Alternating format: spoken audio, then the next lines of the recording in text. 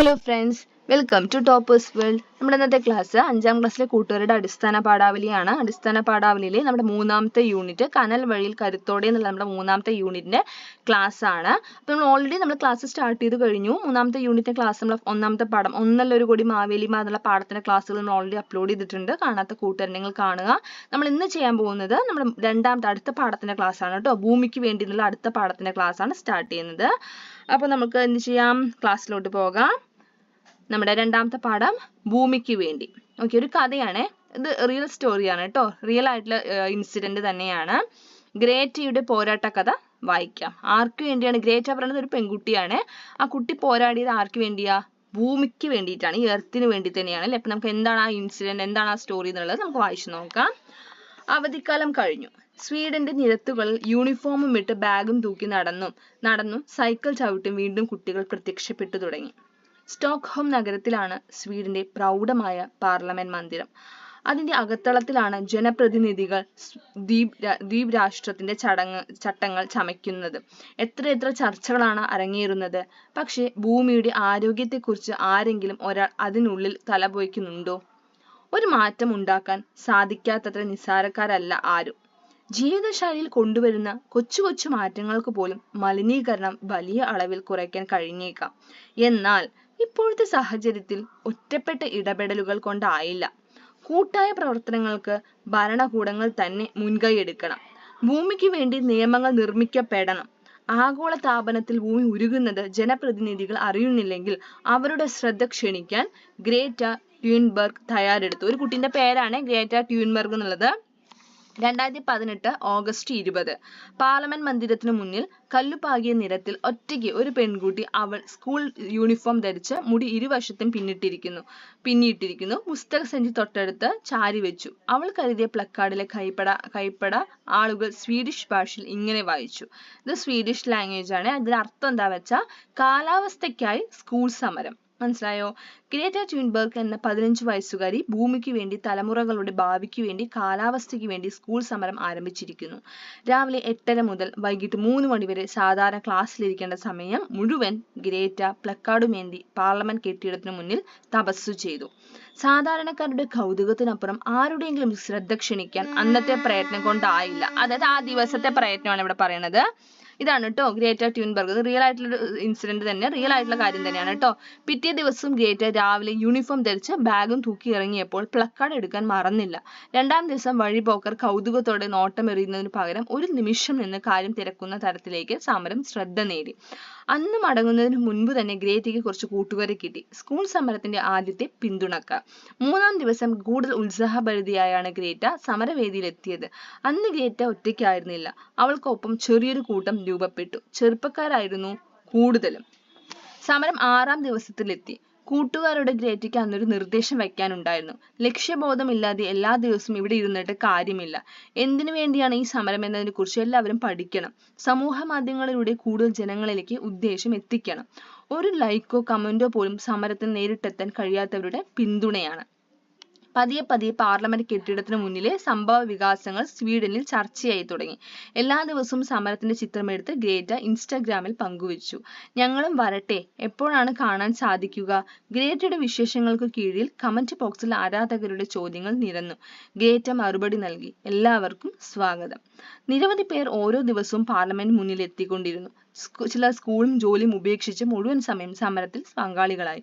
മറ്റു ചിലർ ഒരു നേരത്തെ ഭക്ഷണമോ ഷോപ്പിങ്ങോ ഉപേക്ഷിച്ച് പറ്റുന്ന സമയങ്ങളിലെല്ലാം പിന്തുണയുമായി എത്തി. കൂടുതൽ അമ്മമാർ മക്കളെയും കൂട്ടി സമരത്തിനെത്താൻ തുടങ്ങി. മുത്തശ്ശന്മാരും മുത്തശ്ശിമാരും പ്ലക്കാർഡുകളും ഏന്തി ഗ്രേറ്റയ്ക്കൊപ്പം ഇരുന്നു. ചിലർ ഗ്രേറ്റയ്ക്ക് കഴിക്കാൻ ഭക്ഷണപ്പൊതികളും കുടിക്കാൻ പാനീയങ്ങളും കരുതി. നഗരത്തിൽ 15 വയസ്സുകാരി പെൺകുട്ടിയുടെ സ്കൂൾ സമരം അതിനോടകം വലിയ ചർച്ചയായി. പത്രങ്ങളിൽ വാർത്തകൾ പ്രത്യക്ഷപ്പെട്ടു തുടങ്ങി. 9ാം ദിവസമായപ്പോഴേക്കും പാർലമെന്റ് മന്ദിരത്തിന് മുന്നിലെ നിരത്തിൽ സമരക്കാർ നിറഞ്ഞു. അതോടെ വേദി മാറ്റേണ്ടി വന്നു. ഗ്രേറ്റ തടസ്സങ്ങളൊന്നും ഉന്നയിച്ചില്ല. പുതിയ നിയമങ്ങൾ വേണമെന്നല്ലാതെ ഉള്ള നിയമങ്ങൾ ലംഘിക്കുക എന്നത് അവളുടെ അജണ്ടയായിരുന്നില്ല.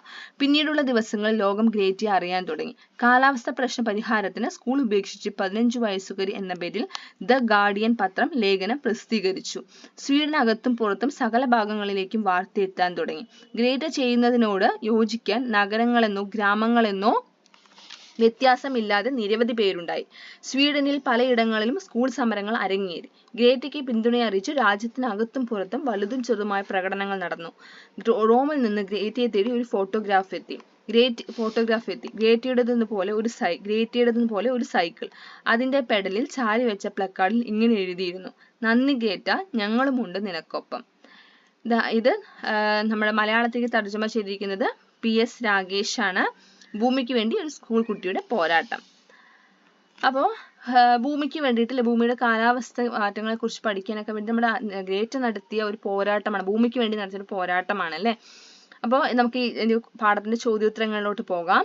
ഫേസ്ബുക്ക്, ഇൻസ്റ്റഗ്രാം സമൂഹ മാധ്യമങ്ങളിലൂടെ കൂടുതൽ ജനങ്ങളിലേക്ക് ഉദ്ദേശം എത്തിക്കണം. ഒരു ലൈക്കോ കമന്റോ പോലും സമരത്തിന് നേരിട്ടെത്താൻ കഴിയാത്തവരുടെ പിന്തുണയാണ്. ഗ്രേറ്റ സുഹൃത്തുക്കളോട് ഇങ്ങനെയാണ് പറഞ്ഞത്: ഫേസ്ബുക്ക്, ഇൻസ്റ്റഗ്രാം തുടങ്ങിയ സമൂഹ മാധ്യമങ്ങൾ ഗ്രേറ്റ തന്റെ സമര പ്രചാരണത്തിനായി ഉപയോഗിച്ചു. സമൂഹ മാധ്യമങ്ങളോടെയാണ് ലോകം ഗ്രേറ്റയെക്കുറിച്ചും ഗ്രേറ്റയുടെ സമരത്തെക്കുറിച്ചും അറിഞ്ഞത്. ഇത്തരം കാര്യങ്ങൾക്ക് വേണ്ടിയാണോ ഇപ്പോൾ സമൂഹ മാധ്യമങ്ങളെ ഉപയോഗിക്കുന്നത്? ഗുണകരമായ എന്തെല്ലാം കാര്യങ്ങൾക്ക് വേണ്ടി സമൂഹ മാധ്യമങ്ങളെ നമുക്ക് ഉപയോഗിക്കാം? നിങ്ങളുടെ അഭിപ്രായങ്ങൾ പങ്കുവയ്ക്കൂ. ടീച്ചറുടെ സഹായത്തോടെ ഗ്രേറ്റയുടെ ഫേസ്ബുക്ക് പേജ് സന്ദർശിക്കൂ. നിങ്ങൾ അറിയേണ്ട ധാരാളം കാര്യങ്ങൾ അതിലുണ്ടാവും. സ്കൂളിന് ഫേസ്ബുക്ക് പേജ് ഉണ്ടോ? ഉണ്ടെങ്കിൽ മലയാളം ക്ലാസ്സിൽ ഈ വർഷം ഇതുവരെ നടന്ന പ്രവർത്തനങ്ങളുടെ വിവരങ്ങളും ഫോട്ടോകളും സ്കൂളിന്റെ ഫേസ്ബുക്ക് പേജിൽ കൊടുക്കാൻ ടീച്ചറോട് പറയുമല്ലോ. അപ്പോൾ ഇവിടെ ചോദ്യം എന്താണ്? ഇത്തരം കാര്യങ്ങൾക്ക് വേണ്ടിയാണോ ഇപ്പോൾ ഈ പറഞ്ഞ പോലെ സമൂഹ മാധ്യമങ്ങൾ ഉപയോഗിക്കുന്നത്? അല്ല അല്ലെ, എല്ലാവരും അങ്ങനെയാണെന്ന് പറഞ്ഞു. ചിലർ ഇതുപോലെ നല്ല കാര്യങ്ങൾക്ക് വേണ്ടി സമൂഹ മാധ്യമങ്ങൾ ഒരുപാട് ഉപയോഗിക്കുന്നുണ്ടെങ്കിലും ഒരുപാട് മോശം കാര്യങ്ങൾക്ക് വേണ്ടിയും ഉപയോഗിക്കുന്നുണ്ട് അല്ലെ. എന്നാലും ഒരുപാട് ഉപയോഗങ്ങൾ നമുക്കുണ്ട്, ഒരുപാട് ഗുണകരമായിട്ടുള്ള ഒരുപാട് കാര്യങ്ങളുണ്ട്. അപ്പൊ ഇവിടെ എന്താ ചോദ്യം? ഗുണകരമായ എന്തെല്ലാം കാര്യങ്ങൾക്ക് വേണ്ടി സമൂഹ മാധ്യമങ്ങളെ നമുക്ക് ഉപയോഗിക്കാം? എന്തിനൊക്കെ ഉപയോഗിക്കാം? വിവരവിനിമയം എളുപ്പമാക്കുന്നു. ലോകത്തിന്റെ ഏത് ഭാഗത്തുള്ളവരുമായി നിമിഷങ്ങൾക്കുള്ളിൽ ആശയവിനിമയം നടത്താൻ സാധിക്കുന്നു. വിദ്യാഭ്യാസ സഹായം. വിദ്യാർത്ഥികൾക്ക് പഠന സംബന്ധമായ വിവരങ്ങൾ, വീഡിയോകൾ, ക്ലാസുകൾ എന്നിവ എളുപ്പത്തിൽ ലഭ്യമാകുന്നു അല്ലെ. സമൂഹ ബോധം വളർത്തുന്നു. സമാനമായ താല്പര്യമുള്ള ആളുകൾ കൂട്ടായ ഗ്രൂപ്പുകൾ രൂപപ്പെടുത്തി ആശയങ്ങൾ പങ്കിടാൻ കഴിയും. വ്യവസായ വളർച്ചയ്ക്ക് സഹായം. ഉൽപ്പന്നങ്ങളും സേവനങ്ങളും പരസ്യപ്പെടുത്താൻ സോഷ്യൽ മീഡിയ മികച്ച വേദിയാണ്. വാർത്തയും വിവരങ്ങളും വേഗത്തിൽ ലഭിക്കുന്നു. ലോകത്താമാനമുള്ള സംഭവ വികാസങ്ങൾ ഉടനടി അറിയാൻ സാധിക്കുന്നു. സൃഷ്ടിപരത്വം പ്രകടിപ്പിക്കാൻ അവസരം. സംഗീതം, കവിത, ചിത്രങ്ങൾ, വീഡിയോകൾ തുടങ്ങിയവ പങ്കുവെച്ച് വ്യക്തി തന്റെ കഴിവുകൾ ലോകത്തിന് മുന്നിൽ അവതരിപ്പിക്കാം. സാമൂഹിക ബോധവൽക്കരണം. പരിസ്ഥിതി സംരക്ഷണം, വനിതാ സുരക്ഷ, ആരോഗ്യം തുടങ്ങിയ വിഷയങ്ങളിൽ ബോധവൽക്കരണം ക്യാമ്പയിനുകൾ നടത്താൻ സഹായിക്കുന്നു. ഇതെല്ലാം തന്നെ എന്തുകൊണ്ടാണ്? ഇത്തരം സോഷ്യൽ മീഡിയാസ്, അതായത് നമ്മുടെ ഈ സോഷ്യൽ മീഡിയാസ് ഒക്കെ ഉള്ളത് കൊണ്ടാണ് ഇതെല്ലാം സാധിക്കുന്നത് അല്ലേ. അതായത് ഏതോ രാജ്യത്ത് നടന്ന കാര്യം വരെ നമുക്ക് അറിയാൻ സാധിക്കുന്നത് എന്തുകൊണ്ടാണ്? ഇത്തരം സോഷ്യൽ മീഡിയാസ് ഒക്കെ ഉള്ളത് കൊണ്ട് തന്നെയല്ലേ. പിന്നെയോ ബന്ധങ്ങൾ ശക്തമാകുന്നു. പഴയ സുഹൃത്തുക്കളുമായുള്ള ബന്ധുക്കളുമായി വീണ്ടും ബന്ധപ്പെടാൻ കഴിയും അല്ലെ. ഇതൊക്കെ സോഷ്യൽ മീഡിയാസ് ഉള്ളത് കൊണ്ട് തന്നെയാണ്. അടുത്ത ചോദ്യം, ഗ്രേറ്റയ്ക്ക് ഒരു കത്ത്. കാലാവസ്ഥ മാറ്റത്തെക്കുറിച്ച് 2018 മെയ് മാസത്തിലാണ് സ്വീഡിഷ് ഡെയിലി ന്യൂസ് എന്ന പത്രം നടത്തിയ ഉപന്യാസ മത്സരത്തിൽ സമ്മാനം നേടിയപ്പോഴാണ് ഉപന്യാസം എഴുത്തു പോരാ, കാലാവസ്ഥ മാറ്റത്തിന് ഇടയാക്കുന്ന മനുഷ്യരുടെ പ്രവൃത്തികൾ തടയാൻ പോരാട്ടം തന്നെ വേണമെന്ന് ഗ്രേറ്റയ്ക്ക് മനസ്സിലായത്. ഗ്രേറ്റ തന്റെ പോരാട്ടം തുടങ്ങിയത് ഒറ്റയ്ക്കാണ്. പിന്നീട് അവൾക്കൊപ്പം ലോകത്തിന്റെ പല ഭാഗങ്ങളിൽ നിന്നായി 10,000 ചേർന്നു. ഇതിനകം 35-ലധികം അന്തർദേശീയ പുരസ്കാരങ്ങൾ ഗ്രേറ്റ അർഹയായി. കിട്ടാവുന്ന പുസ്തകങ്ങൾ, ലേഖനങ്ങൾ എന്നിവ വായിച്ചും മറ്റു സാധ്യതകൾ പ്രയോജനപ്പെടുത്തിയും ഗ്രേറ്റയെക്കുറിച്ച് കൂടുതൽ മനസ്സിലാക്കുമല്ലോ. ഭൂമിയിലെ എല്ലാ മനുഷ്യർക്കും വേണ്ടി പ്രവർത്തിച്ചു കൊണ്ടിരിക്കുന്ന ഗ്രേറ്റയ്ക്ക് ഒരു കത്ത് എഴുതൂ. വ്യക്തിഗതമായി തയ്യാറാക്കി ഗ്രൂപ്പിൽ മെച്ചപ്പെടുത്തി ക്ലാസിൻ്റെതായ ഒരു കത്ത് തയ്യാറാക്കുക. അപ്പൊ എന്ത് ചെയ്യുക? ഗ്രേറ്റയ്ക്കാണ് കത്ത് എഴുതേണ്ടത് അല്ലേ. അപ്പൊ നമ്മുടെ പേര് എഴുതണം, നമ്മുടെ അഡ്രസ്സ് എഴുതുക. എന്നിട്ട് എത്രയും സ്നേഹവും ബഹുമാനവുമുള്ള ഗ്രേറ്റ ചേച്ചിക്ക്. ബഹുമാനവും സ്നേഹവും ചേരുന്നത് കൊണ്ടും കൂടിയാണ് ഞാൻ അങ്ങനെ വിളിക്കുന്നത്. ചേച്ചിയുടെ പ്രവർത്തനങ്ങളും ആശയങ്ങളും ടീച്ചർ പറഞ്ഞു തന്നു. അന്ന് മുതൽ ഫേസ്ബുക്കും ഇൻസ്റ്റഗ്രാമും മറ്റുമൊക്കെ ഉപയോഗിച്ച് ഞാൻ ചേച്ചിയെക്കുറിച്ചുള്ള അറിവുകളെല്ലാം ശേഖരിച്ചു. ഈ പ്രായത്തിൽ പ്രകൃതി ഇത്രമാത്രം അറിയാനും സ്നേഹിക്കാനും ചേച്ചിക്ക് എങ്ങനെയാണ് കഴിഞ്ഞതെന്ന് ഞാൻ ചിന്തിക്കാറുണ്ട്. ഏതൊരു ചെറിയ വ്യക്തിക്കും തന്നാലാകും വിധം മാറ്റങ്ങൾ തന്റെ ജീവിതത്തിൽ കൊണ്ടുവരാൻ സാധിക്കും എന്ന് പഠിപ്പിക്കുകയായിരുന്നു താങ്കൾ. എന്തെങ്കിലും ഒന്ന് നേരിൽ കാണണമെന്ന ആഗ്രഹമുണ്ട്. അതിനായി ഞാനും എന്നാലാകും വിധം പ്രവർത്തിക്കുകയാണ്. പ്രകൃതിക്ക് വേണ്ടി, നമ്മുടെ നാടിന് വേണ്ടി ഹൃദയത്തിൽ നിന്നും നന്ദി പറയുകയാണ് ഒരു വലിയ തിരിച്ചറിവ് സമ്മാനിച്ചതിന് എന്ന് സ്നേഹത്തോടെ നിങ്ങളുടെ പേര് എഴുതുക. അപ്പൊ അങ്ങനെ ഇതൊരു വളരെ ചെറിയൊരു കത്താണ് അല്ലേ. വേണമെങ്കിൽ നിങ്ങൾക്ക് കൂടുതലായിട്ട് കാര്യങ്ങളൊക്കെ ഉൾപ്പെടുത്താം കേട്ടോ. നിങ്ങൾ മനസ്സിലാക്കിയ കാര്യങ്ങളെല്ലാം ഉൾപ്പെടുത്താം കത്തില്. അപ്പോൾ ആകെ രണ്ട് ചോദ്യമുള്ളൂ അല്ലേ. വളരെ ചെറിയൊരു ക്ലാസ് ആയിരുന്നു. അപ്പോൾ നമുക്ക് നമ്മുടെ ഭൂമിയെ സംരക്ഷിക്കാൻ വേണ്ടി നമുക്ക് നമ്മളാവുന്ന വിധം കാര്യങ്ങൾ ചെയ്യാം. ഒന്നും ചെയ്യാനായില്ലെങ്കിലും നമുക്ക് എന്ത് ചെയ്യാൻ പറ്റും?